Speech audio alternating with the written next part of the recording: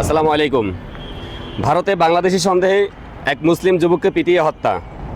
এই ভারত মানবতার কথা বলে, এই ভারত বাংলাদেশকে নিয়ে অনেক টেনশন, যেই বাংলাদেশে হিন্দুরা মায়ের কোলে আছে বলা যায়, অথচ এই ভারতে প্রতিদিন কোনো না কোনো রাজ্যে কোনো না কোনো জায়গায় সাধারণ কোনো মানুষকে, বিশেষ করে মুসলিমদেরকে কোনো না কোনো অজুহাতে বা নিকৃষ্ট কোনো অপবাদ দিয়ে তাদেরকে হত্যা করা হয়।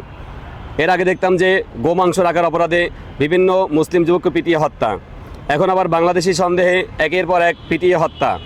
এই ভারত আবার মানবতার কথা বলে, এই ভারত বাংলাদেশকে নিয়ে অনেক উদ্বিগ্ন, এই ভারত বাংলাদেশকে নিয়ে অনেক টেনশনে থাকে।